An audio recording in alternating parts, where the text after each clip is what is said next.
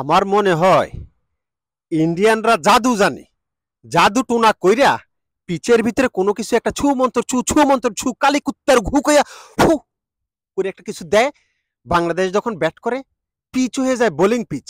আর India যখন bat করতে নামে তখন আবার ছু মন্তর ছু ছু মন্তর ছু কালি কুত্তার ঘু ফু আরেকটা ফু দিয়ে দেয়, তখন পিচ হয়ে যায় ব্যাটিং পিচ। না হয় 10 মিনিটের ব্যবধানে বাংলাদেশ যেখানে বল চোখে দেখে না, ব্যাটে বলে লাগাইতে পারে না, সেই পিচেই 10 মিনিটের ব্যবধানে ইন্ডিয়ার বলার ব্যাটাররা তুলা ধুনা করে ফেলছে। বাংলাদেশের তুলা ধুনা, ব্যথা সারা শরীরে, এখন আর হাঁটতে পারতেছি না। আহ আহ সাদাকে সাদা কালোকে কালো বলিব, সাদাকে কালো কালোকে সাদা বলিতে পারিব না। Hello viewers, it's me Rony bro, welcome to another new video. কথা বলবো একই পিচে, সেম পিচ, 10 মিনিটের ব্যবধানে বাংলাদেশ এবং ইন্ডিয়ার এমন কেন করে? বাংলাদেশ যখন ব্যাট করে তখন মনে হয় যে এই পিচ তো পিচ না, এটা তো আপনার তো মিরপুরের ধান ক্ষেতের মতো পিচ হয়ে গেছে, এটা তো মঙ্গল গ্রহের মতো উঁচা নিচা, বলাররা বাড়তি সুবিধা পাইতেছে, আমরা তো ব্যাটে বলে লাগাইতে পারতেছি না। কিন্তু ইন্ডিয়ার ব্যাটাররা যখন 10 মিনিট পরে ব্যাট করতে নামে, এই পিচ এরকম রোলার কোস্টার হয়ে যায় কিভাবে? এটা পিচ ঢালাই, মাত্র কার্পেটিং পিচ করে গেছে, রাস্তা কার্পেটিং করে না, এরকম কার্পেটিং করে গেছে, এটা ব্যাটিং পিচ। এরা চোখে ফুটবল দেখে। যে যেখান থেকেই দেখছেন সবাইকে বলবো, আপনি যদি সাদাকে সাদা কালোকে কালো বলতে পছন্দ করেন এবং শুনতে পছন্দ করেন, তাহলে চ্যানেলটি সাবস্ক্রাইব করবেন, পাশে থাকা বেল আইকনটি বাজিয়ে দিবেন। আর যদি আপনি ফেসবুক পেজ থেকে দেখে থাকেন, তাহলে ফেসবুক পেজটি ফলো দিয়ে পাশে থাকবেন এমন এমন সুন্দর সুন্দর ভিডিও দেখার জন্য। যা বলছিলাম, তাসকিন আহমেদকে একটা স্কুপ শট খেলেছে, জাস্ট এই এই দিয়ে এভাবে চুইংগাম চাবাতে চাবাতে তাসকিনের দিকে তাকিয়েছিল হার্দিক পান্ডিয়া।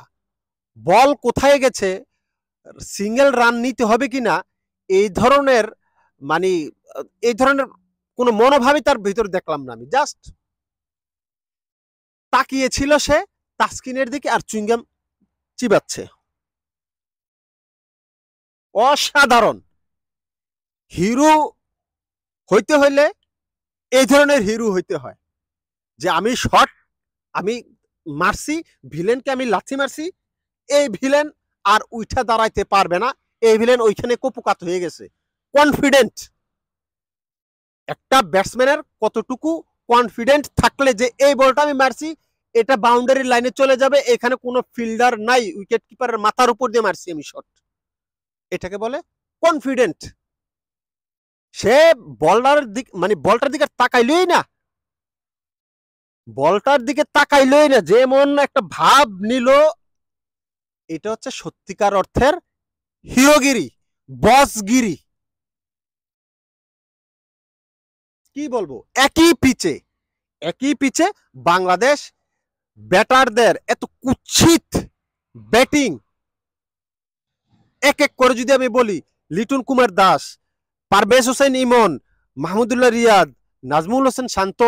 অনেকে নাজমুল হোসেন শান্তকে বলবেন ভাই অন্তত তো 25টা বলে 27টা রান করছে, ভাই তারই প্রয়োজন ছিল, যখন সে 25টা বল খেলে ফেলছে তারই প্রয়োজন ছিল, তার দরকার ছিল এই এই স্কোরটাকে বড় স্কোর করা। সে 25টা বল খেলছে, তার মানে বল সে ফুটবল দেখার কথা, ক্রিকেট বলকে সে ফুটবল দেখার কথা, কিন্তু সেখানে ব্যর্থ, সেখানে ব্যর্থ। তারপরে আসেন জাকির আলী অনিক। ও মাই গড, একটা ব্যাটসম্যান, আল্লাহ, এই ক্যাপাবিলিটি নিয়ে, এই সামর্থ্য নিয়ে ইন্টারন্যাশনাল ম্যাচ খেলতে গেছে। আমি খুবই খুবই খুবই মর্মাহত এবং খুবই আশাহত যে মানে এটা কি ওয়ার্ড বলবো, কি শব্দ বললে এটা পরিপূর্ণতা পাবে, এটা আমার মাথায় আসতেছে না। জাকির আলী অনেক যে ধরনের মানে যে বলটাতে আউট হয়েছে, ভাই এটাকে কোন ভাষায় আমি বলবো বলেন? পাড়া মহল্লার কোন ক্রিকেটারকে নিয়ে যদি ইন্টারন্যাশনাল লেভেলে ছেড়ে দেয়, যেই অবস্থা হবে জাকির আলী অনিকের সেই অবস্থা হয়েছে। বিলিভ মি, এটা কোনো খেলা না, এটা এটা কোনো শটের ভিতরে পড়ে না, এর কোনো ক্যালিবার নাই। এর টেকনিক্যালি এত ব্যাড একটা ব্যাটসম্যান ইন্টারন্যাশনাল ম্যাচ খেলতে গেছে, এটা মানা যায় না। কার সাথে খেলতে গেছে? নাম্বার 1 বিশ্ব চ্যাম্পিয়ন ইন্ডিয়ার সাথে। এই ধরনের ব্যাটার যার ব্যাট এবং প্যাডের মাঝখানে মিনিমাম মিনিমাম 1 হাত ডিফারেন্স, একটা আলতো, একটা বারুণ চক্রবর্তী, একটা আলতো একটা ইনকামিং বল, জাস্ট অফ ব্রেক বলটা হালকা ভাবে একেবারে একটুক একটুক টার্ন করছে, একটুক টার্নেই তার ব্যাট এবং প্যাডের ভিতরে ভাই এরকম ডিফারেন্স, এরকম ডিফারেন্স। কোথায় শট, কোথায় বল, কোথায় তার টাইমিং? দেখতে সত্যি কথা বলতে কি এই আউটটা দেখতে লজ্জা লাগছে আমার, অনেক বেশি লজ্জা লাগছে এই শটটা, মানে এই আউটটা দেখতে। এটা কি শট খেলতে গেছে সে? একটু সুইম আপনি সামলাতে পারবেন না? আপনি ইন্টারন্যাশনাল লেভেলে খেলতে গেছেন ভাই, কল্পনার বাইরে। তারপর আসেন মেহেদী হাসান মিরাজ।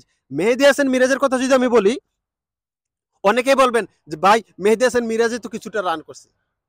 মেহেদী হাসান মিরাজের হিরো হওয়ার একটা প্রেক্ষাপট তৈরি হয়েছিল, সে হিরো হইতে পারত, সে হিরো হইতে পারত, 2টা 6 2টা 4 মারতে পারতো সুন্দরভাবে, স্কোরটা তারও 50 হয়ে যেত, বাংলাদেশ দলের স্কোরটা 150-তে যাইতো। কি হইতো 150-তে গেলে? একটা সম্মানজনক রান বলে 150 রান বাংলাদেশ করছে, এই 150 ওরা হয়তো 12-13 ওভারই লাগতো, 12-13 ওভারই লাগতো ইন্ডিয়ার। বাট একটা স্কোর তো ভাই 150+ একটা স্কোর আপনি করবেন, আর আপনি যখন এই যে 30-35টা বল খেলে ফেলবেন, আপনি আপনার কাছ থেকে অন্তত 4-6-2 একটা আশা করি। আপনি লাস্ট ওভারে আইসো মুস্তাফিজকে আপনি স্ট্রাইকে দেন, আপনার ভিতরে আপনার মানে নিজের উপর নিজের আত্মবিশ্বাস আপনার কতটুকু থাকলে, কত কম থাকলে যে এই মুহূর্তে 11 নম্বর ব্যাটসম্যানটাকে আমি স্ট্রাইকে পাঠাবো?